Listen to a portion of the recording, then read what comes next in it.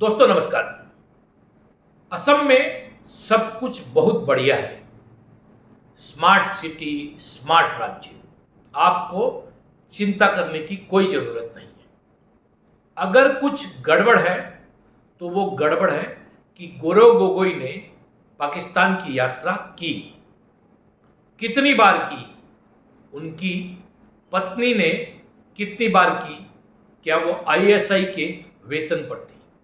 जी हां, मुख्यमंत्री डॉक्टर हेमंत विश्व शर्मा के चुनावी भाषण, दैनंदिन भाषण, खासकर जब से गौरव गोगोई जोरहाट से जीते हैं और वो भी मुख्यमंत्री की साख पर बट्टा लगाते हुए जीते हैं, उसके बाद से लगातार सांसद गौरव गोगोई को पाकिस्तानी एजेंट बताने की कोशिश हो रही है।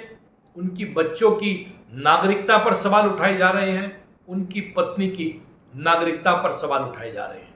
ऐसा लगता है कि राज्य में केवल यही एक मुद्दा है। अब गौरव गोगोई ने पलटवार किया है। उन्होंने कहा है कि मुख्यमंत्री 10 सितंबर तक 2 एसआईटी का गठन करें, एक मेरे लिए और एक अपने लिए। अपने लिए वो ये बताए एसआईटी को कि वो बार बार बांग्लादेश क्यों जाते हैं तो वहां पर किससे मिलते हैं। गौरव गोगोई ने यह भी कहा कि एसआईटी ये भी जांच करे कि मेरी संपत्ति कितनी है और मुख्यमंत्री की संपत्ति कितनी है और वो संपत्ति कहां कहां से आई है। गौरव गोगोई के पलटवार को हम समझ सकते हैं। उन्होंने कहा कि मुझे पाकिस्तान के बारे में अपने विचारों का कोई सबूत मुख्यमंत्री को देने की जरूरत नहीं है, क्योंकि मुख्यमंत्री झूठ बोलते हैं और झूठ बोलने में उन्हें महारत हासिल है। उन्होंने ये कहा कि डॉक्टर हेमंत विश्व शर्मा को झूठ बोलने की आजादी है, वो 1000 झूठ बोल सकते हैं, किंतु असम के मुख्यमंत्री को ऐसा नहीं करना चाहिए, जबकि मुख्यमंत्री ऐसा बारंबार करते हैं। उन्होंने 2021 में इंडिया टुडे में लिखे गए अपने एक आर्टिकल का हवाला दिया और उन्होंने कहा कि मैंने लिखा इंडिया टुमारो।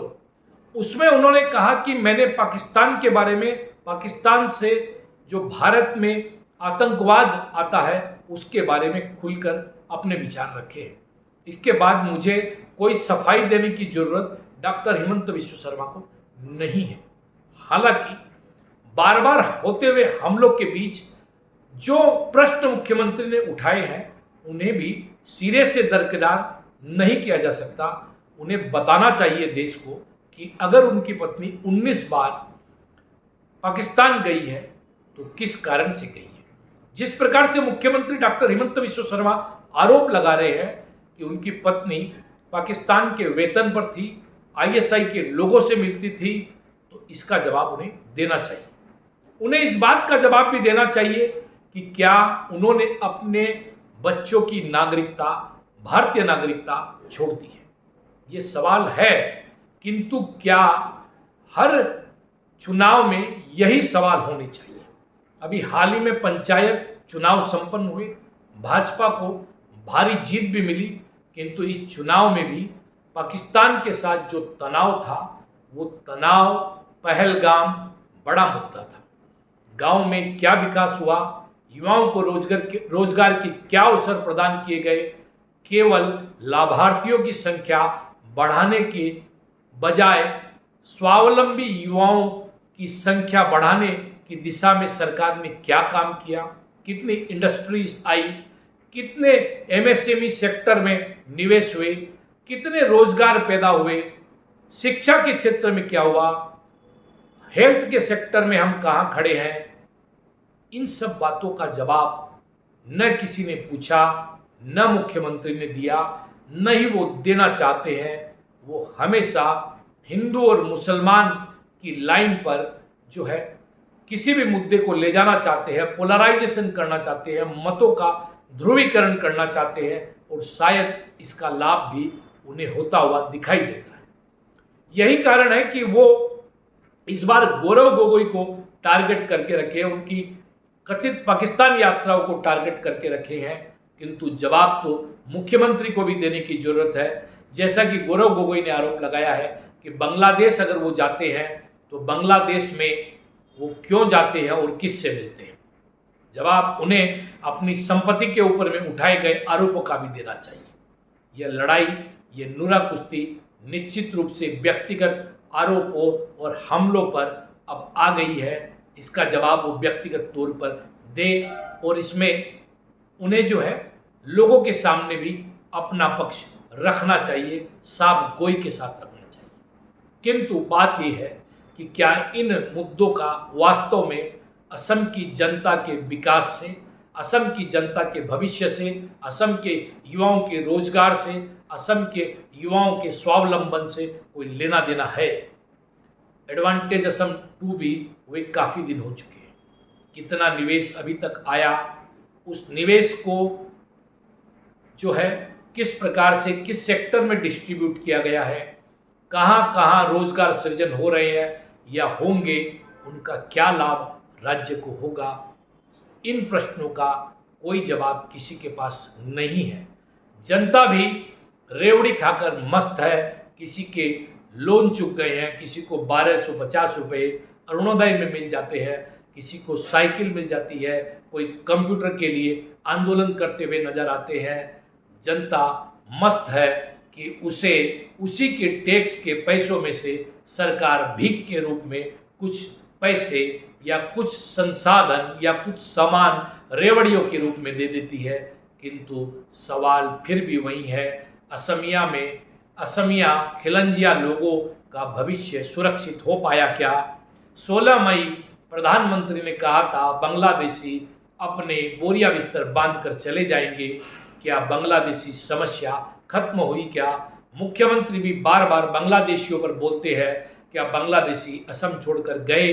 क्या उनके मताधिकारों का जो है वो उपयोग करते हैं, उन मताधिकारों का कर्तन हुआ, उन्हें कर्टेल किया गया, उन्हें रोका गया? शायद नहीं। क्या असम के असमिया लोगों का भविष्य, राजनीतिक भविष्य, भाषा, संस्कृति सुरक्षित हुई? शायद नहीं।